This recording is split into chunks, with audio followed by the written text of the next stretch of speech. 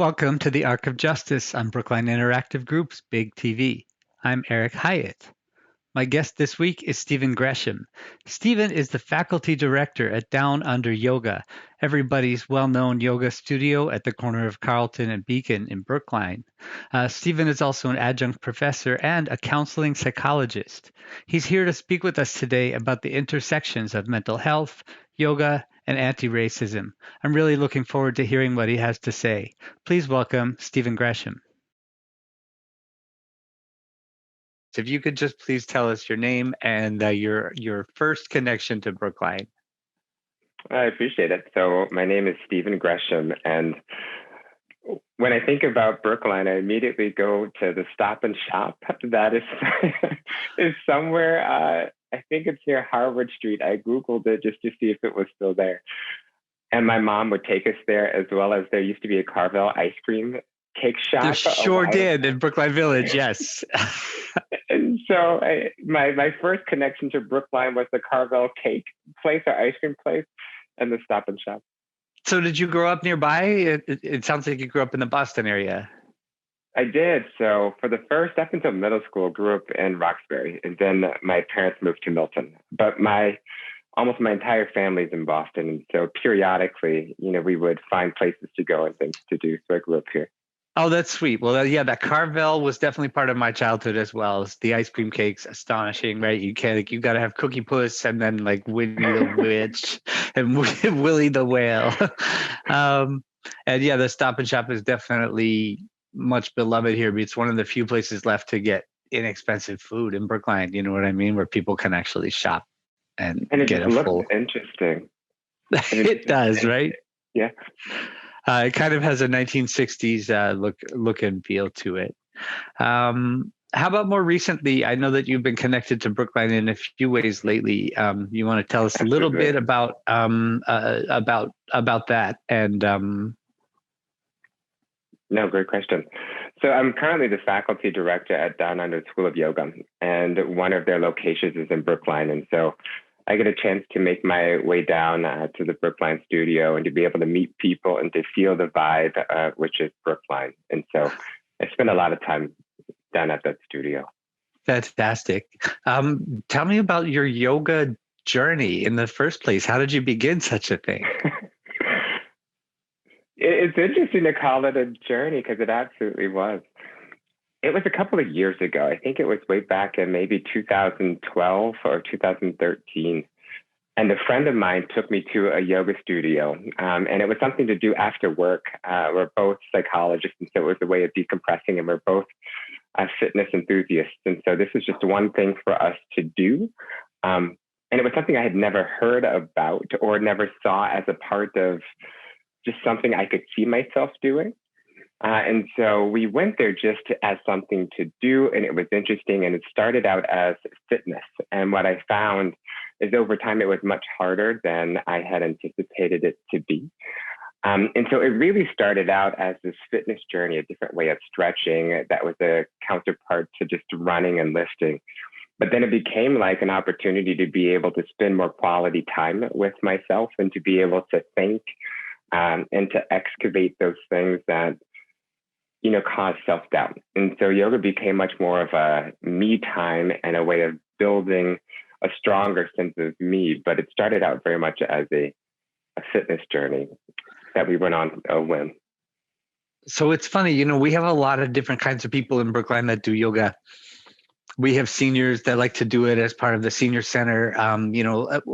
What is the thing that kind of holds the thread between the different ways that yoga is practiced in the community? Like you said, you came at it from a fitness angle, but realized it was something else. Can you tell us a little bit more about that, what that means? Like, why is this such a deep topic for so many people? It depends on where you go. I think the thing that, influences people to continue to go is the community. I think when you go into, a gym, you could put on your headphones and you could zone out, and there still is this maintained level of disconnect. Whether you go to any class, whether it's an Ashtanga class, a Iyengar class, or a heated flow class, that while you might not can be conversing with the person that is next to you, that there's a shared purpose of being there and a shared desire to continue to evolve to be better people. And I think that draw towards the same purpose, the same intention, and that sense of joining into something that could help to make the community and the environment just a better place. I think that it threads people together and it keeps people continuing to come back over and over again. I have to admit, I was a bit of a yoga skeptic when I started, and then I've stayed at it, and now I consider myself a yoga novice. Okay, I've been maybe 150 times. I consider myself a novice at this point instead of like a skeptic. Like I definitely love it, but I'm still not like I haven't figured out why I love it yet, and I would love some of our viewers. May have tried yoga. Some people may be deep into it. There's a variety of spectrum, but I'd love to get your professional opinion on this for a second. I know you're coming at this as a fitness enthusiast, but also as a clinical psychologist. Is there something about yoga and mental health? Oh, absolutely. I think we're all novices. And so if you could be a novice for the rest of your practice, I think that could be amazing. In terms of mental health, so there's a couple of things, right? I think when people are anxious at times, they get into that fight, flight, or freeze response. And at times thinking just isn't always the most clear and directed. But what's pretty funny around the fact that, and I think this ties into my answer, that things are unexpected, that when... Okay. Yeah, I think when things are unexpected, they're just random stressors that at times it just can overwhelm our ability to cope. And at times we forget to breathe. It's hard to focus. It can be challenging to act with intention. And the thing that I think about yoga is that it allows you to be mindful and intentional about your breathing, to be involved in the present moment. I think that when people are anxious and when they're depressed, at times it's more challenging to be present within yourself as well as within the moment that you're currently living. At times when people are depressed, the body is lethargic, the body is stiff, and people don't move. That sort of is what feeds depression, is the lack of energy, the lack of things that are different, the lack of fresh air, the challenge with breathing in ways that are full and deep. And I think a benefit of yoga is that you're breathing and you're moving, that you're reflecting and that you're intentional. I think one of the hidden benefits of yoga is that depending on the instructor, that they're inviting you to think and having a reflective practice where you're able to think about the things that you just assume to be true, because we often assume things are true and we never assess them for their evidential basis. And so I think having somebody that invites you to reflect with intention could help you to get out of a loop that can be paralyzing. And the community. I think that one of the things that people struggle with is the lack of access to community. And I think yoga really helps to support that connection. You've mentioned this word community a couple times and also this word intention. And I think as a yoga person, I maybe know what you mean, but tell me a little bit about intention and also a little bit about community, please. I know I sound dumb, but I think it's really helpful. I don't think it's a dumb question at all. I think if anything, it's a beautiful question because you're asking me to be specific about what I'm meeting. And I think that that's the exact same thing that I ask my clients, that when they just engage in life without really thinking, why am I thinking and why am I doing that? Then you could just be replaying old habits. And so intention is with purpose. And I think when you act with purpose, you have to think about what values do you want your life to have. And so living a life that is of quality, that is of intention, requires you to reflect on the values that are important to you. Because rather than acting in a way that you're trying to achieve some life that is defined by someone else, because at times we're always behind the eight ball trying to be and to do and to sound different than kind of what is right for us. And so the question is to ask people, what is important to you? What do you value? And can you move with purpose in the direction of uncovering that value? I think with community, I say this at times in classes, I hope that my students are connected with those that love you back just as much as you love them. It's sort of the reciprocal, purposeful way of engaging with people, that you're both investing in a relationship with each other and that you're both committed to each other's elevation rather than your elevation at the expense of that other person. And so community is purposeful, it's reciprocal, and you're both invested in doing better. So that sort of is what I mean by Thank community you. as well as intention. That's really helpful. In a real world scenario, pre-pandemic, if I'd go into a yoga studio, there'd be like 30 people in the studio. My mat, there's a 6-inch gap, there's the next mat. The instructor will sometimes be like, hey, let's move our mats, to accommodate each other. During Sure. the practice, though, I always feel very alone in a funny way. Like we're silent during a yoga practice. The instructor is speaking, but the practitioners are expected to pretty much maintain silence unless they have a question or something. I see someone practicing next to me. I feel a kind of connection because we're trying to do the same pose. In my case, usually failing, let's say. Well, it's half moon. I'm hanging out the best I can, trying not to fall onto the person next to me. Is this what you mean by community, though? Is it the practicing together in the same space, or is it something like about the studio itself, or is it something even like more personal than all of that? If you fall out, it's okay. I think we all fall out. And so at times we have to be so much more compassionate. I think we strive for a pose and we forget the lesson is that it's a journey, and can you be compassionate about your journey? So fall out every time. I think it's a really interesting question. You're in a class, you're in a yoga studio, you're feeling independent of other people, you're feeling disconnected. And I've had teachers who have paused at the beginning and have asked the folks to go around the room, say their name, and say why they came. Or I've been in rooms where folks have asked, look at the person to the left, right, front, and back, and introduce yourself. I think at times we do navigate life just disconnected from people. And I think that we have to do better. So when I think about community and I think about the yoga space that I want to co-create with the folks that I share space with, I want to invite them to know each other's name and to talk about those things that are important to them, for it to matter that we're showing up at this space in unity. And so whether it's virtual, I think the virtual space has actually helped because we get to hang out for 10 minutes before and afterwards, and people actually get to see their names because their names are on Zoom. But whether it's on Zoom or in person, I think the space that is important to me is one where people are seen, and that people are cared for. And so I wouldn't want someone to come into class unless that is important to them, is to not be seen. I would not want somebody to come into class and to assume that my intention for them is for them to be ignored. I wouldn't want anyone to feel that type of way.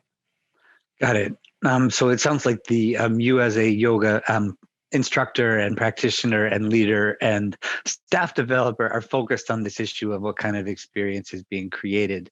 I have to ask, yoga has been traditionally in this country adopted traditionally, it seems like, by whiter Americans. Sure. And it looks like that is starting to change. Can you talk a little bit about sort of, the racial aspects of yoga and what's being done about it, and specifically what you're, at Down Under and you are doing about it? Absolutely. So it's typically white, typically female, typically middle to upper class. And often if it's a BIPOC person, and not all of the time, you can't treat everyone as though they're the same, that folks might have other things that are important to them. Whether it is financial or just, dealing with varied experiences, micro and macro aggressions, that finding the time to go to a yoga studio to practice for 75 minutes is seen as a luxury. And I think a part of it can be, we have to educate folks about the benefits of yoga. I think for anybody to come into a space, it's important for us to communicate the why. We can't just expect folks to automatically understand the why. I think that it's also important for yoga studios to have a moment of self-reflection about why is the demographic consistently the same? Like, what are we doing that does not include the narratives of other people? What are we doing where people are not seeing themselves reflected in aspects of demography? I think, myself included, if I don't see myself reflected in some space, either on what I look like, how I navigate life, I might not assume that I have a space there, that people will get it, and that people will nurture me. And so I think that one of the things that we have to do to make yoga spaces more inclusive is to also make them nurturing. Because I just don't want somebody to come in just because they check a checkbox on like on some type of survey, like, yep, we have a Black person today. I want someone to come and to feel as though their life story is interwoven with mine and the space that we're creating at the yoga studio. I also want the person to come to a yoga studio and to feel as though this space is invested in nurturing them. And so one of the things that we are doing at Down Under is having conversations with staff exactly about that. You have to raise people's consciousness about the whys, how every action or lack of action that faculty at a yoga studio are taking or not taking, why those things are important in preserving a space that is exclusive. And how can people do better? How could they say certain things? How they can behave a certain way? And how could they probably get out of their own way to nurture a space that is affirming of different people? And so that's one of the things that we're doing is training with our staff. When that staff training occurs, are you guys also addressing the next level of how to push this down to our individual members and practitioners? How to create kind of, you know what I mean? Like having a welcoming staff sounds great, but you also like have to push it down to the level of practitioners, a certain, I don't know, at least an awareness of privilege, if not explicit anti-racism on the part of each person there. How's that going in the community? It sounds like it must be slow work. Everything is slow, but people have always shared with me it is a marathon versus a sprint. So I have to take my time. And I also want to take my time because I think the community deserves that rather than something that is rushed and not well thought out. I think it's a great question. In order for folks to go and to have conversations with the larger community, we have to figure out what we're having a conversation about. And so I wouldn't want folks who are trying to figure out their own consciousness to feel emboldened to go and have conversations with other people to enlighten the masses, because you could do more damage. And so first, we want to have a conversation with our staff around what exactly are we talking about and how your own development is within a system that oppresses other people, and in doing so provides you certain privileges that are unearned.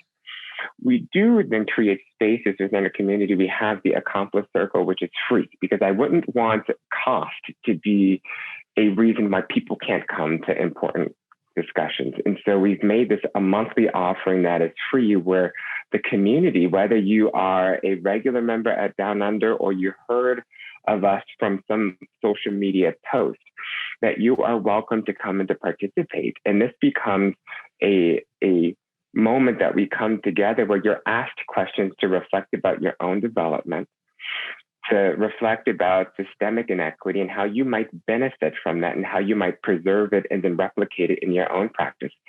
And if we're endeavoring to do better, what is the ask from you in order to do better? Not what's the ask of those people who are already trying to navigate systemic oppression because they're on the receiving end of it. From those who are benefiting from the system, but who are also wanting it to benefit other people, to affirm other people, the work is on them to actually address the system of inequity. So that is the ask at the Accomplice Circle. That's pretty intense. And that was actually how I first heard about you. And the first time is Down Under Yoga emailed me something about an Accomplice Circle. And I was like, I need to get to know this person and understand what he's up to. How did that come to be in the first place? The idea of running a community-based Accomplice Circle, and what might someone expect who's going to attend one? Is it more of a dialogue? Is it more of a lecture format?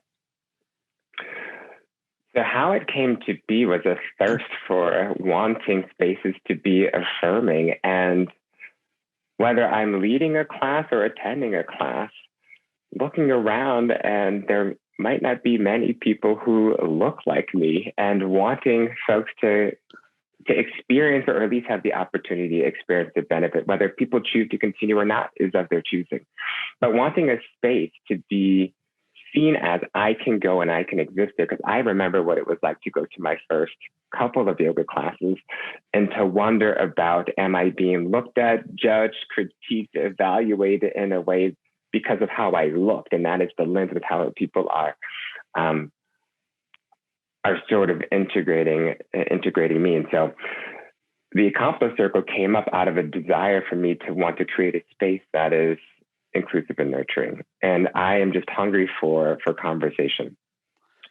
I think that I do my best thinking in conversation, so it is not lecture based.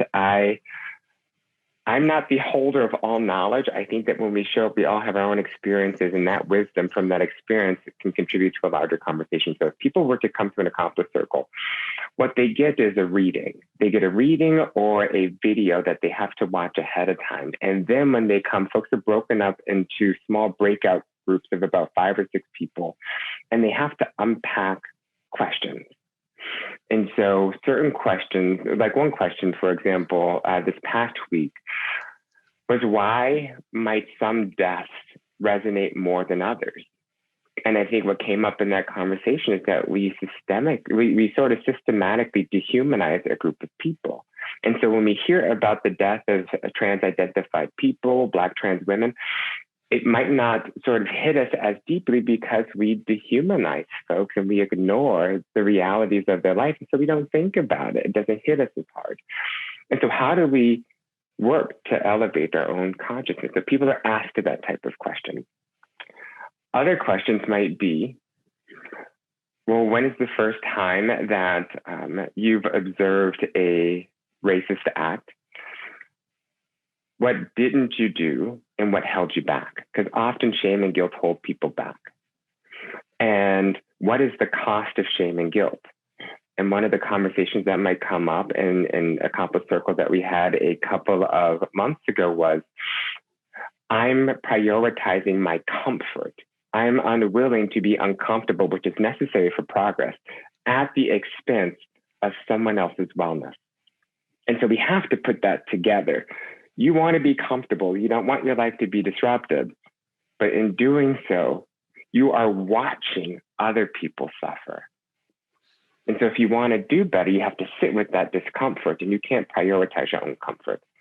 And so when people come to the Accomplice Circle, they're asked to think about social inequity and how they participate in it and what actions might be required in order to do better. Amazing.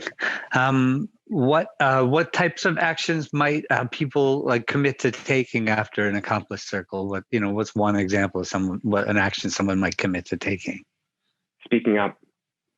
I think often people fall silent. And so first, I want to raise people's awareness, because I can't ask you to do something unless you're aware of what it is that is the target. And so a part of a lot of this is just consciousness raising. And now that your eyes are open, you have to do better. So you have to say something. You have to invite conversation, even if it might be messy.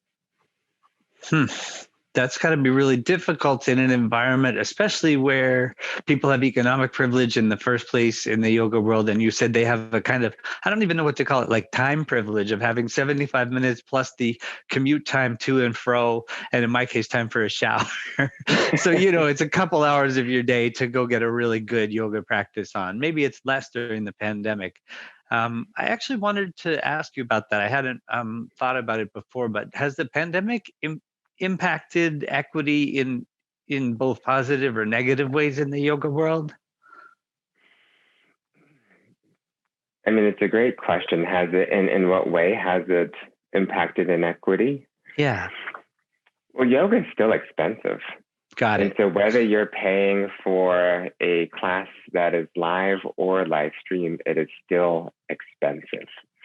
And having sort of expendable income that you can spend on it, I mean, it can be a challenge and not accessible for groups of people. And so the ask has to be, how are we increasing access? And you have to ask the yoga studios for that. Are you offering, I know Down Under is offering for some folks free unlimited months or reduced prices for 2 weeks to be able to come and try. Being able to go and offer free class cards. I think we have to make sure that if we're wanting people to come, that we're addressing the financial reasons why people might not actually be showing up. And so it still is expensive. And I think the ask absolutely is, whether it's virtual or live, the ask is still for yoga studios to figure out, how can you make this affordable? For lower income residents or people who want to get into yoga, like, are there options like that? I mean, should they just contact their local studio, like call up Down Under and be like, hey, I'm a low income Brookline resident, I'm interested in yoga. Like, would that work? Or is it, like, what would happen if they made that call? Call us and let's talk. Okay. Yes, absolutely. Give us a call and let's talk about what options we have that make the most sense for you. Yes, always call, always ask. Let's have a conversation.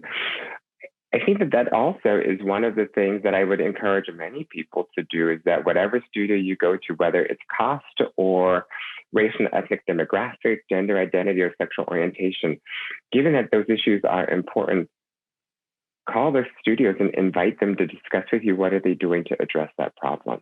Because it's every studio's problem, but you should have a conversation with them about how they're actively addressing it. If you're satisfied with their answers, then that might be a place you'd want to explore. If you're not, that might not be the best place for you. That's wonderful. That's a really interesting way to look at it, is that maybe put the onus on the studio itself, give them a call, see what kind of response comes back. Now, Down Under Yoga is a very unique and kind of a special studio. As I understand it, in the yoga community, it's very highly regarded. Just it has a kind of a special reputation among yoga enthusiasts as like one of the really like cool places in our community. How do they get lucky enough to have you as their person? I think we're sharing in how lucky we are with each other. I did the 300-hour training, and it just was great. The people that I got to train with, the people that I got to know, the community that I built, I think that those are folks that I really enjoyed being around. And I did not feel as though I had to silence my own voice. I got to speak up. And I think that the invitation for me to speak up and to share my perspective caught their eye. And so I know Justine had approached me, and their willingness to invite me to speak my own truth caught my eye with them. And so I think in that 300-hour training, it was a mutually beneficial realization for both Down Under and myself.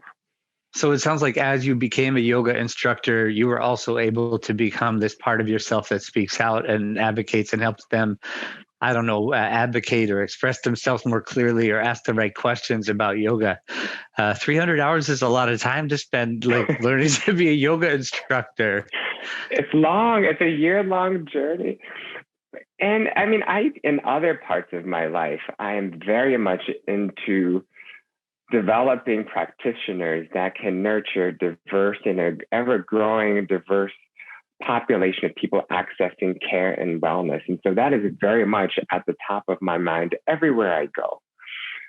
And at Down Under, to be able to share that passion, to be encouraged to think outside of the box, for me to share, but not for folks to just hear it and say, okay, but to talk with me, to give me feedback, to elevate my perspective, and to then support me in creating these different offerings. I think that I couldn't have asked for more. I think it's a really cool opportunity to think about other ways of creating affirming spaces for a diverse group of people. So I do it everywhere. So it's a natural fit at Down Under. I think I'm just pleased that they're encouraging me to do more.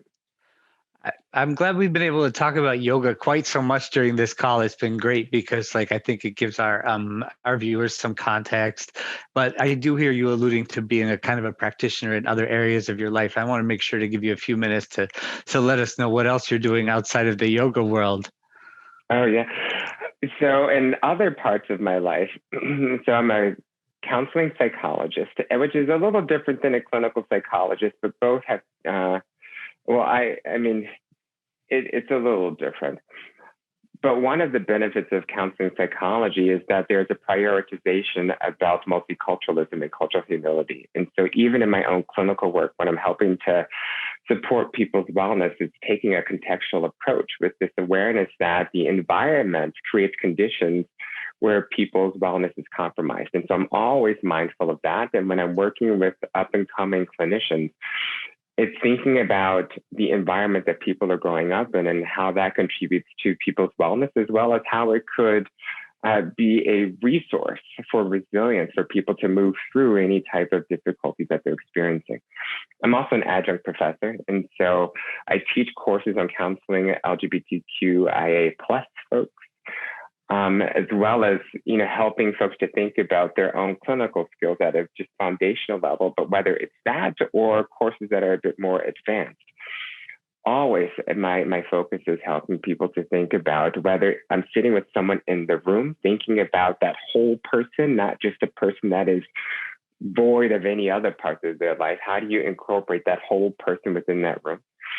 And whether I'm doing that with a client, with a student, or if I'm in a yoga space, it's always about wholeness.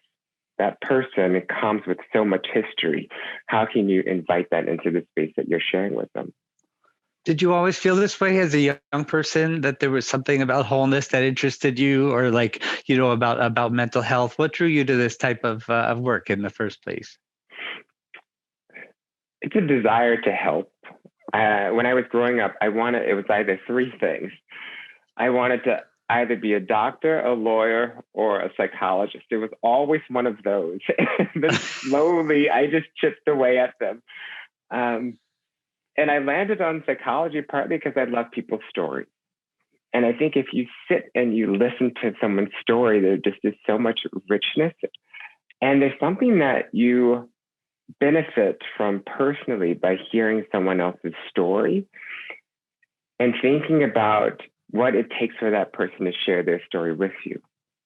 I think that is a big ask, because we're not entitled to listening to anybody's story, but it's such a gift to listen to someone's story.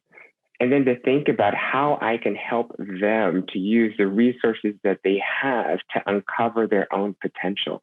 Because I don't think that for the most part, I'm giving any client anything that they don't have. I just don't have that much power. I just don't think of myself in that type of way where, there are certain skills that I might give people, but in sort of on a larger scale, I'm not giving people something fundamentally new, but I'm helping them to just maybe dust off some skills that maybe they've heard of, that they've tried, maybe that they've thought about, to think about how they could write their own story, because oftentimes we're living someone else's story that they're telling us to be true. So how can they write their own story? And how can people show up? It's like the values piece that we talked about earlier. How can you use values to be intentional about your actions? And oftentimes it's getting out of your own way. Like, I think that that's one of the beauties about, being a therapist, is that when you're watching people make life happen for them,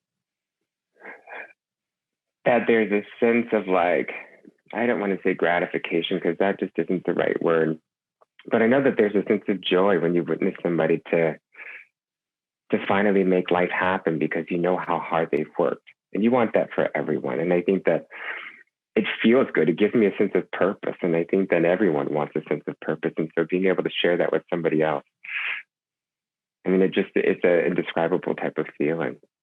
Got it. It sounds to me like a lot of your sense of purpose is just generated by that exact thing, that sense of helping people, I don't know, kind of self-actualize or remember something that they already knew in order to help themselves. And I really like the way that you that the language that you put around that, in terms of helping people